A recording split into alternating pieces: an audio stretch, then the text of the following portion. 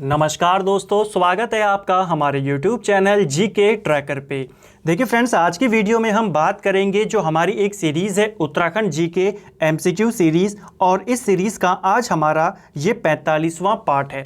इस सीरीज़ के अंदर हम हर वीडियो में उत्तराखंड से जुड़े हुए 20 महत्वपूर्ण एमसीक्यूज़ को कवर करते हैं और साथ ही उनसे जुड़े हुए आपके जितने भी इंपॉर्टेंट फैक्ट होते हैं उनको भी हम यहाँ पर रिकॉल करते हुए चलते हैं ताकि आपका जो कॉन्सेप्ट है वो क्लियर होता रहे। तो चलिए फ्रेंड्स, आज की इस वीडियो को शुरू करते हैं और वीडियो के एंड में आपको अपना स्कोर कमेंट करके बताना है कि इन 20 में से कितने मार्क्स आपके यहाँ पे आए। कम से कम आपके 17 मार्क्स यहाँ पे आने चाहिए। तो चलिए फ्रेंड्स, वीडियो को शुरू करते हैं और साथ ही जो मैं आपको वीडियो के दौरान एक्स्ट्रा फैक्ट बताऊं, आपको इनको नोट करते हुए चलना है। ये भी आपके लिए काफ़ी ज़्यादा इंपॉर्टेंट है। तो चलिए शुरू करते हैं। आज का हमारा पहला प्रश्न है, किस जनजाति में जादू टोने का अत्यधिक प्रचलन है। तो जादू टोने का जो अत्यधिक प्रचलन देखने को मिलता है ये यहाँ बोक्सा जनजाति में देखने को मिलता है। तो ऑप्शन डी इसका सही आंसर है। बोक्सा जनजाति में जो तंत्र मंत्र का ज्ञाता होता है, पूछा जा सकता है उसको क्या कहा जाता है। तो बोक्साई जनजाति में जो तंत्र मंत्र का ज्ञाता होता है उसके लिए भरारे शब्द का प्रयोग किया जाता है। अगला प्रश्न है आपका, कुड़िंदों के अब तक कुल कितने अभिलेख मिले हैं। तो कुड़िंद राजाओं के, कुड़िंद वंश के अभी तक कुल मिलाकर 5 अभिलेख आपके मिले हैं। यह 5 अभिलेख में से 4 अभिलेख आपके भरहूत में से मिले हैं। भरहूत आपका मध्य प्रदेश में पड़ता है और 1 अभिलेख आपका मथुरा से मिला है। ठीक है, तो कुड़िंदों के कितने अभिलेख मिले हैं? कुल मिलाकर आपके 5 अभिलेख मिले हैं। कुड़िंद कौन थे? तो देखिए, उत्तराखंड के ऊपर शासन करने वाली पहली राजनीतिक शक्ति अगर कोई थी वो कौन थी? वो कुड़िंद थे। ठीक है, और कुड़िंद शुरुआत में किसके अधीन थे ये भी पूछा जाता है। तो ये लोग शुरुआत में मौर्यों के अधीन थे। कहां से पता चलता है? अशोक का जो कालसी अभिलेख है वो इन्हीं के बारे में बताता है कि जो कुड़िंद है ये अशोक के अधीन थे। ठीक है, चलिए अगला प्रश्न है, नैनीताल में बिना लाइसेंस मछली पकड़ना अवैध घोषित कब किया गया। तो देखिए, नैनीताल के अंदर बिना लाइसेंस मछली पकड़ना अवैध घोषित किया गया। ऑप्शन सी यहाँ पे सही आंसर है, 1902 में। अगला प्रश्न है, कुमाऊं के पहले कंजर्वेटर कौन थे। देखिए, कुमाऊं के जो पहले कंजर्वेटर बनाए गए थे ये बनाए गए थे, ऑप्शन सी, हेनरी रैमजे। देखिए, हेनरी रैमजे जब कमिश्नर बने कुमाऊं के तो इनको साथ ही कुमाऊं का कंजर्वेटर भी बनाया गया। उस समय भारत में भी वन विभाग की स्थापना नहीं हुई थी और कुमाऊं में भी नहीं होती है। ठीक है, कुमाऊं वन विभाग की स्थापना आपके 1868 तक होती है। तो 1868 तक कुमाऊं का कंजर्वेटर कौन रहेगा? हेनरी रैमजे रहेगा। तो ये आपको ध्यान रखनी है। और जब ये हेनरी रैमजे बतौर कंजर्वेटर था कमिश्नर के दौरान, तो इसने एक प्रथा को खत्म करने का प्रयास भी किया था। वो प्रथा थी ठेकेदारी प्रथा। प्रश्न बनता है, किस कमिश्नर ने ठेकेदारी प्रथा को समाप्त करने का प्रयास किया? तो वो था आपका हेनरी रैमजे। चलिए अगला प्रश्न है, पश्चिमी नयार घाटी में कपमार्क्स की खोज किसने करी। तो देखिए, पश्चिमी नयार घाटी में जो कपमार्क्स की खोज करी है ये करी, ऑप्शन सी, यशवंत सिंह कटौच के द्वारा। ठीक है, तो ये आपको ध्यान रखना है, पश्चिमी नयार घाटी में। इसके अलावा इन्होंने गोपेश्वर में भी कपमार्क्स की खोज करी थी। ठीक है, किसने? यशवंत सिंह कटौच ने। अगर मैं यशोधर मठपाल की बात करूं तो इन्होंने कहां पर करी कपमार्क की खोज? तो इन्होंने पश्चिमी जो रामगंगा घाटी है वहां पे कपमार्क्स की खोज करी। एमपी जोशी की बात करें तो इन्होंने देवीधुरा, इसके अलावा जशकोट में कपमार्क्स की खोज करी थी। ठीक है, तो ये सारी बातें आपको ध्यान रखनी है। अगला प्रश्न है, किस ब्राह्मण ग्रंथ के अनुसार वाक देवी का निवास स्थान बद्रिका आश्रम था। तो कौन सा ब्राह्मण ग्रंथ है जो ये बताता है कि जो वाक देवी है इनका जो स्थानीय निवास है, निवास स्थान है, वो कहाँ है? बद्रिका आश्रम। सही आंसर है ऑप्शन सी, कौशिकी ब्राह्मण से हमें यह जानकारी मिलती है। अगला प्रश्न है, लाखा मंडल प्रशस्ति से किस वंश की जानकारी मिलती है। सही आंसर है ऑप्शन डी, यदुवंशियों की जानकारी हमें यहाँ से मिलती है। लाखा मंडल किस, जो ये प्रशस्ति लेख है ये किसका है? तो यहाँ यदुवंश की जो राजकुमारी थी, राजकुमारी ईश्वरा, उनका यहाँ अभिलेख है। प्रश्न बनता है कि राजकुमारी ईश्वरा का अभिलेख किस स्थान से मिला है? तो ये हमें लाखा मंडल से मिला है। ठीक है, और जो ये यदुवंशी थे इनकी राजधानी आपके पेपर में पूछी जा सकती है। इनकी राजधानी थी सिंहपुर। अगला प्रश्न है, गियर्सन ने किस जाति को उत्तराखंड की आदि निवासी माना है? तो देखिए गियर्सन के अनुसार उत्तराखंड की जो आदि निवासी है वो है आपके किरात। ठीक है, ऑप्शन बी इसका सही आंसर है। गियर्सन ने किरात जाति को उत्तराखंड की आदि निवासी माना है। ठीक है, लेकिन अगर हम शिव प्रसाद डबराल की बात करें तो शिव प्रसाद डबराल ने उत्तराखंड की जो आदि निवासी माना, प्राचीनतम जाति माना, वो उन्होंने कोल को माना। ठीक है, कोल को ही उत्तराखंड की प्राचीनतम जाति माना जाता है। लेकिन अगर आपको गियर्सन का नाम लेके पूछे तो आपको किरात बताना है। ठीक है, तब आंसर क्या होगा? किरात होगा। किरातों का वर्णन जो चंद्रगुप्त मौर्य के दरबार में रहता था राजदूत मेगास्थनीज, उसने भी किया है। इसके अलावा कालिदास की एक रचना है रघुवंश, उसमें भी किरातों का वर्णन किया गया है। ठीक है, किरातों के नेता किसको माना जाता है? प्रश्न बन सकता है कि निम्न में से किसे किरातों का नेता माना जाता है? तो किरातों के नेता के रूप में शिव को माना जाता है। ठीक है, और जब उत्तराखंड के अंदर आर्यों की एंट्री होती है तो इन्हीं आर्यों ने इन किरातों को क्या कहा था? प्रश्न बन सकता है। तो इन्होंने किरातों को शूद्र कहकर संबोधित किया था। ठीक है, जब आर्य आए उत्तराखंड में तो इन्होंने किरात को क्या कहा? इन्होंने इनको शूद्र कहा। नेक्स्ट है आपका टिहरी में समांतर सरकार का गठन कब किया गया? तो टिहरी के अंदर समांतर सरकार का गठन ये किया गया 1930 के में। ठीक है, 1930 में टिहरी के अंदर समांतर सरकार का गठन किया गया। इसके तहत एक व्यक्ति थे हीरा सिंह। हीरा सिंह को 5 सरकार की उपाधि दी गई और एक व्यक्ति है बैजराम, इनको 3 सरकार की उपाधि दी गई। ठीक है, ये जो इनको उपाधियां दी गई थी ये नेपाल दरबार के आधार पर दी गई, यानी कि वहां पे भी ऐसी कुछ उपाधियां चलती होंगी और वैसी ही उपाधियां को दी गई। हीरा सिंह को 5 सरकार, बैजराम को 3 सरकार। ठीक है, यह जो बनी थी समांतर सरकार, यह क्यों बनी थी? इनका मकसद क्या था? मुख्य मांग क्या थी? तो इस जो ये सरकार थी इसकी मुख्य मांग ये थी कि वन अधिकारों की वापसी हो। आपको पता है 1930 के दौरान जो समय था उस समय का काफी सारे वन आंदोलन चल रहे थे। इसी दौरान जो रवाई कांड होता है वो भी होता है 1930 में। तो ग्रामीणों के वन अधिकार सरकार के द्वारा जो टिहरी रियासत थी छीन लिए गए थे, तो उन्हीं अधिकारों की वापसी को लेकर इस सरकार का गठन किया गया था। नेक्स्ट है आपका कत्यूरी वंश का सबसे प्रतापी राजा कौन था? तो देखिए कत्यूरी वंश का सबसे प्रतापी राजा माना जाता है ललित शूरदेव को। इसका सही आंसर होगा ऑप्शन बी। अगला प्रश्न है कुमाऊं की प्रसिद्ध वीरांगना भागा धौनियान के साथ किस चंद राजा के द्वंद्व युद्ध का वर्णन मिलता है? तो कुमाऊं की एक प्रसिद्ध वीरांगना है भागा धौनियान और इनके साथ द्वंद्व युद्ध का वर्णन मिलता है लक्ष्मी चंद का। ठीक है, भारती चंद का। ऑप्शन डी इसका सही आंसर है। भारती चंद का वर्णन मिलता है। माना जाता है कि भारती चंद और भागा धौनियान के मध्य में द्वंद्व युद्ध हुआ था। तो यह प्रश्न आपको बन सकता है, इंपॉर्टेंट प्रश्न है। अगला प्रश्न है कुमाऊं में स्थायी छावनियों किस स्थापना किसने करी थी? यानी कि कुमाऊं में स्थायी छावनियों की स्थापना किस चंद राजा ने करवाई थी? तो कुमाऊं में जो परमानेंट छावनियां बनवाई ये बनाई ऑप्शन सी उद्योग चंद ने।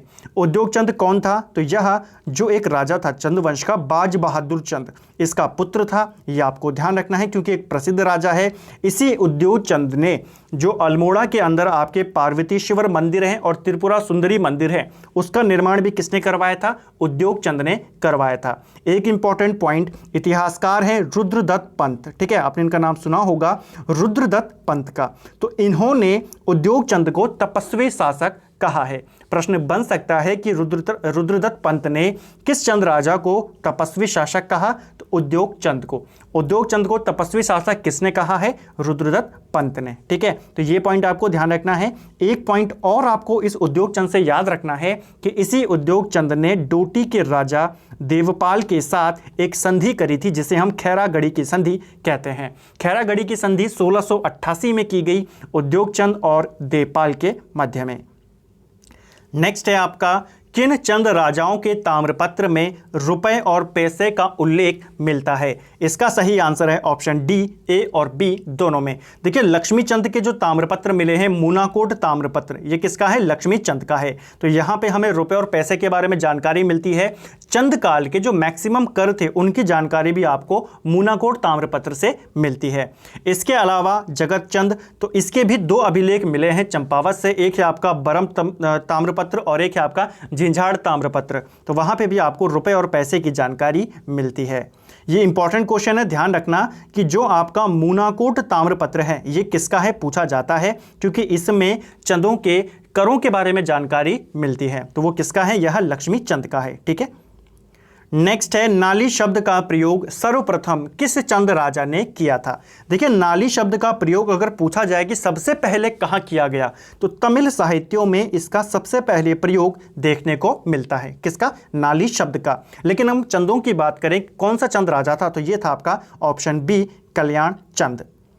नेक्स्ट है आपका, किस पंवार शासक ने नागा साधुओं की हत्या करवाई थी। देखिए, नागा साधुओं की हत्या करवाई थी ऑप्शन सी, महिपति शाह ने। महिपति शाह ने नागा साधुओं की हत्या करवाई। काफ़ी सारे नागा साधुओं थे, उनकी हत्या करवाई। इसके बाद इनको गलत महसूस हुआ कि इन्होंने ये गलत काम किया है। उसके बाद ये गए ऋषिकेश में, जहाँ पे भरत मंदिर है। भरत मंदिर में जब जाकर ये बैठे तो वहाँ पे इन्होंने नोटिस किया कि जो मूर्ति है, मुख्य मूर्ति है वहाँ की, वो लगातार इनको देख रही है। तो इन्होंने मूर्ति की भी आंखें निकलवा दी। उसके बाद इनको और ज़्यादा पश्चाताप हुआ और फाइनली ये इन्होंने अपने प्राण त्यागे कुमाऊं के युद्ध में। ठीक है, कुमाऊं के राजा के साथ इन्होंने बात करी कि मेरे को अपने प्राण त्यागने हैं, और 1635 में कोसी का युद्ध हुआ इनका और जो कुमाऊं के राजा थे उनके मध्य में, और ये वहां पे शहीद हुए। प्रश्न बन सकता है कि युद्ध में, कुमाऊं के साथ युद्ध में शहीद होने वाले पंवार शासक कौन थे, तो महिपति शाह। ठीक है, तो ये आपको ध्यान रखना है। इनका कोसी का युद्ध कब होता है पूछा जा सकता है, 1635 में। नेक्स्ट है आपका, पंवार वंश का चरित्रहीन राजकुमार किसे कहा जाता है। तो ये क्वेश्चन भी इंपॉर्टेंट है, आई थिंक पूछा भी जा चुका है। पंवार वंश का चरित्रहीन राजकुमार, सही आंसर है ऑप्शन बी, पराक्रम शाह। देखिए, ललित शाह थे। ललित शाह के 4 पुत्र थे। कौन कौन थे उनके? सबसे बड़े पुत्र थे जयकृत शाह, दूसरे नंबर पे आते थे प्रद्युमन शाह, फिर थे उनके पराक्रम शाह, और चौथे नंबर पे थे प्रीतम शाह। तो जब ललित शाह की मृत्यु हुई उस समय गढ़वाल की गद्दी पर बैठे हुए थे जयकृत, और कुमाऊं की गद्दी पर बैठे हुए थे प्रद्युमन शाह। तो इन दोनों की आपस में लड़ती थी, इनके आपस में बनती नहीं थी। ऊपर से पराक्रम शाह जो लगातार षड्यंत्र करे जा रहा था अपने आप को राजा बनाने के लिए, तो इसीलिए पराक्रम शाह को पंवार वंश का चरित्रहीन राजकुमार कहा जाता है। नेक्स्ट है आपका, 1857 की क्रांति के समय हेनरी रैमजे ने हल्द्वानी में दमन के लिए किसे भेजा था। तो देखिए, 1857 की क्रांति का जो मैक्सिमम प्रभाव देखने को मिला उत्तराखंड के अंदर, वो हल्द्वानी में ही देखने को मिला था। और यहाँ पर हेनरी रैमजे ने किसको भेजा था, तो मैक्सवेल को यहाँ पे उसने भेजा था क्रांति का दमन करने के लिए। अगला प्रश्न है, भारत के किस गवर्नर जनरल ने नेपाल से अल्मोड़ा के बगानों में वनों से चीड़ प्राप्त करने की अनुमति मांगी थी। सही आंसर है ऑप्शन बी, लॉर्ड मिंटो ने जो अल्मोड़ा में चीड़ के वन थे वहां से उन चीड़ के वनों से चीड़ प्राप्त करने की अनुमति मांगी थी लॉर्ड मिंटो ने 1809 में। तो ये आपको ध्यान रखना है, प्रश्न पूछा जा सकता है 1809 में, क्योंकि उस समय अभी नेपाल का अधिकार है अल्मोड़ा के अंदर। चलिए, अगला प्रश्न है, नैनीताल में भारत का पहला मेथोडिस्ट चर्च कब खोला गया। तो देखिए, भारत का जो पहला मेथोडिस्ट चर्च था ये आपके नैनीताल में खोला गया, हेनरी रैमजे के सहयोग से खोला गया। और ये कब खोला गया, ऑप्शन सी, 1858 में। एक पादरी थे, पादरी विलियम बटलर। ठीक है, तो इनके द्वारा, ठीक है, पादरी विलियम बटलर के द्वारा हेनरी रैमजे के सहयोग से मेथोडिस्ट चर्च, भारत का पहला मेथोडिस्ट चर्च कब खोला गया, 1858 में, नैनीताल में। और आज का अंतिम प्रश्न है, देवप्रयाग में संस्कृत हिंदी पाठशाला किस पंवार शासक ने खोली थी। तो देखिए, देवप्रयाग के अंदर संस्कृत हिंदी पाठशाला की स्थापना भवानी शाह के द्वारा कराई गई थी 1862 में। ठीक है, ऑप्शन बी इसका सही आंसर है, ये आपको ध्यान रखना है। भवानी शाह को लेकर आपके 2 प्रश्न बनते हैं। पहला, सुदर्शन शाह के उत्तराधिकारी कौन थे, भवानी शाह। ठीक है, और दूसरा प्रश्न बनता है, और जो कि सबसे ज़्यादा इंपॉर्टेंट है इनको लेकर, कि अंग्रेज़ों की मदद से गद्दी पर बैठने वाले टिहरी रियासत के राजा कौन थे, तो वो थे आपके भवानी शाह। ठीक है, जब सुदर्शन शाह की मृत्यु होती है तो इनके सौतेले भाई वो गद्दी पर बैठ जाते हैं। उसके बाद हेनरी रैमजे यहाँ पे हस्तक्षेप करता है और हेनरी रैमजे उसको गद्दी से हटाकर, शायद उनका नाम शेर शाह था, कंफर्म नहीं हूँ, शायद वही नाम था उनका। ठीक है, तो उनको गद्दी से हटाकर भवानी शाह को गद्दी पर बैठाते हैं। तो प्रश्न पूछा जा सकता है कि हेनरी रैमजे की सहयोग से गद्दी पर बैठने वाले पंवार शासक कौन है, भवानी शाह। ठीक है, तो फ्रेंड्स ये थे हमारे उत्तराखंड जीके एमसीक्यू सीरीज़ का। आज हमने ये पार्ट 45 देखा। इसमें भी हमने उत्तराखंड के 20 महत्वपूर्ण प्रश्नों को देखा, उनके साथ हमने जो एक्स्ट्रा फैक्ट थे उनको यहाँ पे कवर किया। उम्मीद करता हूँ आपको वीडियो पसंद आया होगा। अगर आपको वीडियो पसंद आया है, वीडियो को लाइक कीजिए, शेयर कीजिए और साथ ही अपना स्कोर कमेंट करके ज़रूर बताएं कि इन 20 में से कितने मार्क्स आपके यहाँ पर आए हैं। साथ ही अगर आपका कोई सुझाव है वीडियो को लेकर तो आप नीचे कमेंट में कर सकते हैं। और रही बात जो अदर सीरीज़ के हैं, काफ़ी सारे कमेंट आ रहे थे कि सर हिंदी को भी कीजिए, कंप्यूटर को करिए, लुशन को करिए, तो मैं सभी से कहना चाहता हूं सभी सीरीज़ आपकी ज़रूर आएगी। कंप्यूटर की मास्टर वीडियो के ऊपर काम चल रहा है, बहुत जल्दी ही कंप्यूटर की जो पूरी टाइपिंग है वो हो जाएगी और उसके बाद आपको उसकी पूरी जो मास्टर वीडियो है वो मिल जाएगी। तो बहुत जल्दी ही आपके पास सभी सब्जेक्ट की मास्टर वीडियो आनी शुरू हो जाएंगी।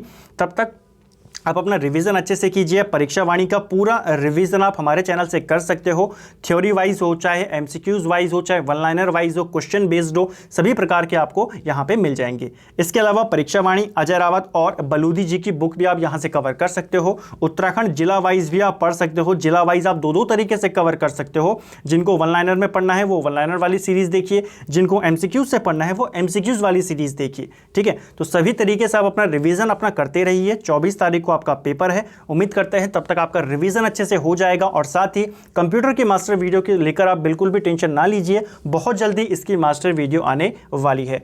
थैंक यू फ्रेंड्स, आज की वीडियो में इतना ही। वीडियो पसंद आए वीडियो को शेयर जरूर करें। Thank you friends.